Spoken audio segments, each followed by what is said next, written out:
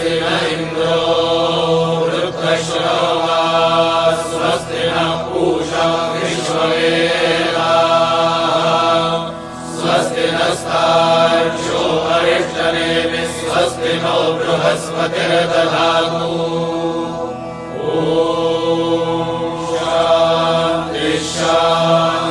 शान्तिः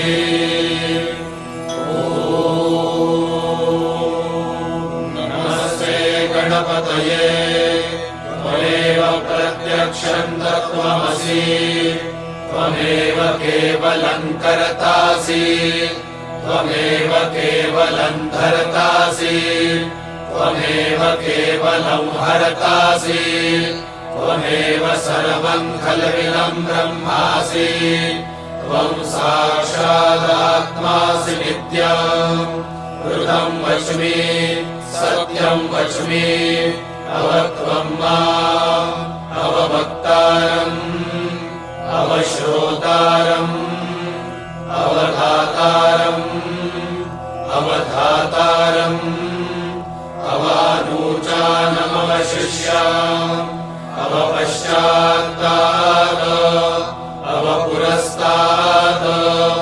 अवोत्तरात्तात् अवदक्षिणात्तात्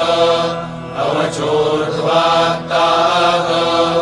अवाधरात्तात् सर्वतो मां पाहि पाहि समन्तात् त्वं वाङ्मयस्त्वं चिन्मयः त्वमानन्दमयस्त्वं ब्रह्ममयः त्वं सच्चिदानन्दाद्वितीयोऽसि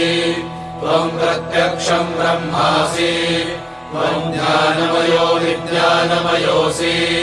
सर्वं जगदिदं त्वत्तो जायते सर्वं जगदिदं त्वत्तस्तिष्ठति सर्वं जगदिदं त्वयि लयमेष्यति सर्वं जगदिदं त्वयि प्रत्येति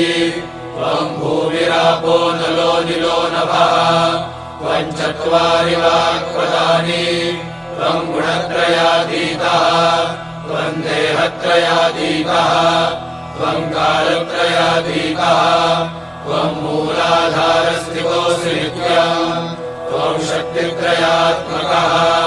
त्वां योगिनो ध्यायन्ति नित्यम् त्वं ब्रह्मा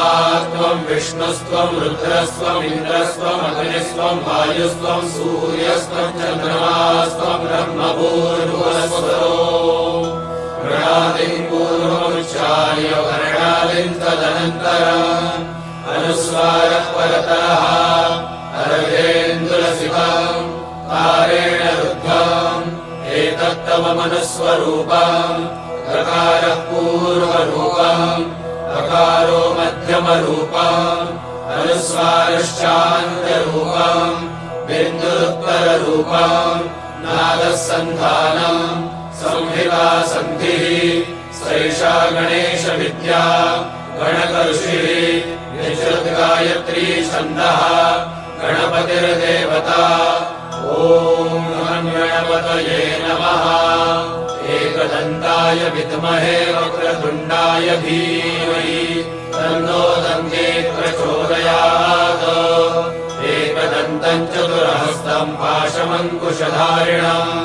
गदं च वरदं हस्तैर्विभ्राणं मूषकध्वजम् रक्तं लम्बोदरं शूर्पकर्णकं रक्तवाससम् रक्तगन्धानुयुक्ताङ्गं रक्तपुष्पैः सुपूजितम् भक्तानुकम्पिनं देवं जगत्कारणमच्युतम् आविर्भूतं च सृष्ट्यादौ प्रकृतेः पुरुषात् परम् एवं ध्यायति यो नित्यं स योगी योगिनां वरः नमो व्रातपतये नमो गणपतये नमः प्रमदपतये नमस्ते अस्तु लम्बोदराय एकदन्ताय विघ्ननाशिने शिवसुताय श्रीवरदमूर्तये नमः एतदथर्वशीर्षयोधीते स ब्रह्मभूयाय कल्पते स सर्वविघ्नैर्नवाध्यते स सर्वतः सुखमेकते स पञ्चमहापापात् प्रमुच्यते सायमधीयानो दिवसकृतं पापं नाशयति प्रातरधीयानो रात्रिकृतं पापं नाशयति सायं प्रातः प्रयुञ्जानो अपापो भवति सर्वत्राधीयानोपविघ्नो भवति धर्मार्थकाममोक्षं च विन्दति इदमथर्वशीर्षमशिष्याय न देयम् यो यदि मोहात्तास्यति स पापीयान् भवति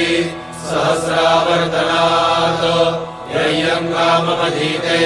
तन्तमनेन साधयेत् अनेन गणपतिमभिषिञ्चति स वाग्मी भवति चतुर्जामनष्टं जपति स विद्यावान् भवति